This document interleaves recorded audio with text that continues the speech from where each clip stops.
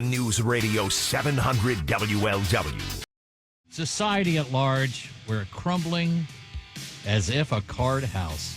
Because, there's an election, which used to be, people would start talking about it roundabout now. But now it's a reason to hate your neighbor. It's a reason to hate your coworker. It's a reason to hate the guy with the bumper sticker you don't like. It's never been worse, certainly not in my lifetime, and I think you would say in your lifetime. I totally agree with that. It's always divisive, but yeah, here we are, and you can imagine the conversations at work, and especially if you're a bigger company, there's guaranteed to be people on both sides, and some people that are more vocal than others, and it can create a lot of problems in the workspace. So how do you handle it? What protections do you have? It's a question I think a lot of people want to know. Yeah, as a supervisor, how do you handle stuff like this? And here to discuss all the legalities of it, this gentleman is off the IR right now. He is Javier, man, we really appreciate you talking to us after what you've gone through this weekend. I appreciate that. Thanks for having me. My gums haven't stopped flapping, even if my wing got clipped here. Well said. Javier Pérez is our guest, and he is a lawyer, and he has handled a lot of these employment law issues. So, Javier, what exactly are the ins and outs of this? Can legally a boss say, hey, look, I don't care which side you're on, don't talk about it here? Absolutely. And I think that's, we live in kind of a sensitive time when, people are afraid to step on toes or, have felt the consequences of doing so. But an employer in the private sector has kind of absolute discretion to control kind of the work environment. And especially as you guys were saying, as kind of controversial as politics is these days, keeping it out of the workplace is probably advisable so you don't have folks kind of offending one another, upsetting one another, because people have, as we would tell my son, they have big feelings about politics. Right. And Javier, say it loud for the people in the back. You do not have First Amendment rights in a private company, right? Because people are going to say, oh, well, I can be forever I want. I can, shout this out all over the workplace because I have free speech. It's not applied. This is free speech applies to the government.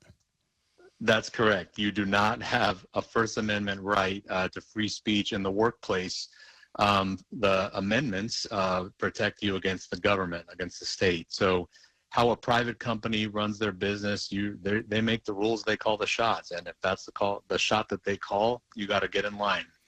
And that is just cause. If you say, you know what, screw you, I'm going to tell Jane over there who disagrees with me that what's what.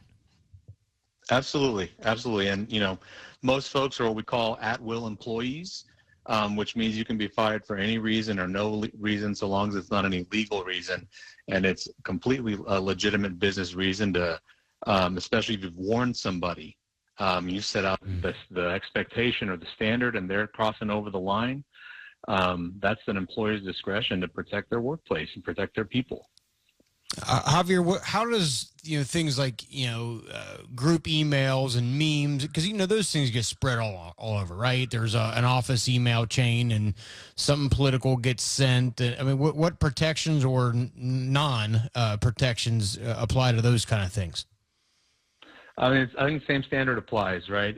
It's what's deemed acceptable by the employer. And if people are, just like if you think about someone was harassing you or, telling you about their views that you don't want to hear about kind of in person, even outside the workplace, your conduct can reflect on the employer and they have the right to set expectations for employee conduct, even outside the workplace. And if you're not meeting those standards, of course, they have the right or the opportunity to cut you loose if you're not kind of following orders. Yeah. So what would your advice be for CEOs, for managers, for bosses? Because you can say all day long, absolutely no political talk allowed, and that's not realistic. People are passionate. People are going to do that. So what sort of guidelines or practices should a boss put in place where, okay, we're going to have this, but here's the line of being overboard. Here's what's, permissible. I think it doesn't have to be topic specific. So a lot of employers in their handbooks or their kind of guidelines will, say, code of conduct is that you're respectful to your coworkers, that you're courteous, that sort of thing. And I'd argue that if people are discussing politics in a way that is disrespectful to their coworkers, someone doesn't want to hear about it and you're on a soapbox, document those things. Say, look, how you were talking to Susie was not acceptable. We're not going to make her feel uncomfortable, and that needs to not happen again. And if you do it again, then you gotta lay down the law, because just like with kids, right? If your expectations are not, you don't follow through on those threats, then they're not really there.